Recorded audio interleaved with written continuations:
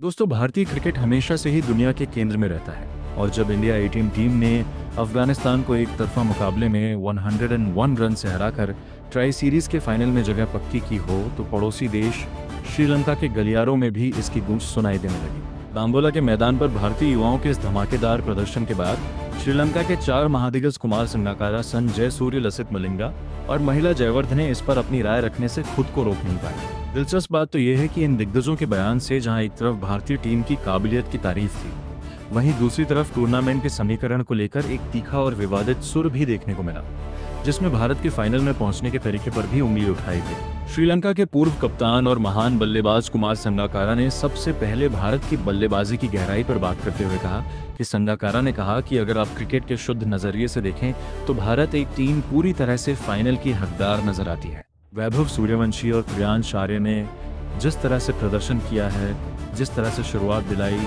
और उसके बाद कप्तान तिलक वर्मा और कुमार ने संकट के समय में 104 रन की साझेदारी की, वो दिखाता है कि भारतीय क्रिकेट का घरेलू ढांचा कितना मजबूत है। अफगानिस्तान जैसे जुझारू टीम के सामने 319 रन बोर्ड पर टांगना कोई मामूली बात नहीं। तिलक ने मोर्चे से टीम की अगुवाई की, मध्यक्रम को संभाला, खेल के हर विभाग में भारत को सर्वश्रेष्ठ बनाया है, जिसके तौर पर मैं ये कहना चाहता हूं कि टीम इंडिया हकदार थी फाइनल में पहुंचने की। हालांकि जैसे ही टूर्नामेंट के अंक और समीकरण पर बात आई तो श्रीलंका के पूर्व विस्फोटक संगीत ओपनर सनत जयसूर का रुख काफी कड़ा और आक्रामक नजर आया। जयसूर ने कहा कि हैरान और नाराजगी जताई और कहा कि 2 मैच हारने के बाद भी भारतीय टीम फाइनल का संगीत टिकट काटने में कामयाब रही। उन्होंने कहा कि क्रिकेट के नियमों का सम्मान होना चाहिए, लेकिन इस टूर्नामेंट का जो प्रारूप और अंक तालिका का जो गणित है वो कहीं ना कहीं बेईमानी जैसा महसूस होता है। जब आप शुरुआती 3 मुकाबले जीत और 2 मुकाबले हार जाते हैं तो आपके पास सिर्फ 2 अंक होते हैं और अचानक एक बड़ी जीत आपको फाइनल में पहुंचा देती है। ये उन टीमों के साथ नाइंसाफी है जो लगातार अच्छा प्रदर्शन कर रही थी। श्रीलंका की टीम 3 में से 2 मुकाबले जीतकर शीर्ष पर बैठी है, जबकि भारत सिर्फ 1 मैच के सहारे फाइनल में है। ये खेल के संगीत, नैतिकता और निष्पक्षता पर सवाल खड़े करने जैसा है।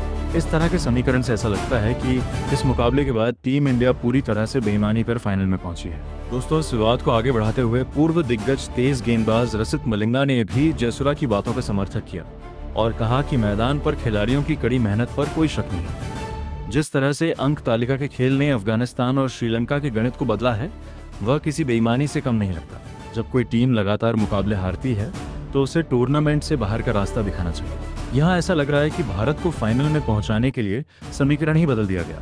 हार के बाद भी अफगानिस्तान टीम मात्र 1 हार के बाद भी अफगानिस्तान टीम बाहर होने की कगार पर है, लेकिन वहीं मात्र 2 मुकाबले जीतकर भारतीय टीम फाइनल में पहुंच चुकी है। ये वाकई में हैरान कर देने जैसा है। मैं उम्मीद करता हूं कि इसके ऊपर कड़ी कार्रवाई की जाएगी और फिर से समीकरण को एक बार दोहराया जाएगा। इस तमाम तीखे बयानों के बीच महिला जयवर्धन के मामले को थोड़ा शांत और संतुलित बनाने की कोशिश की गई। हालांकि उन्होंने भी बेईमानी वाली बात को पूरी तरह से खारिज नहीं किया। जयवर्धनी ने कहा कि हमें 2 अलग अलग पहलुओं को देखना होगा। एक तरफ भारत की प्रतिभा है, तिलक वर्मा, प्रियांशाला और गेंदबाजों ने अफगानिस्तान के खिलाफ बेजोड़ खेल दिखाया, जिससे ये साबित होता है कि टीम दबाव में बिखरती नहीं है बल्कि और ज्यादा अच्छी बनकर उभरती है।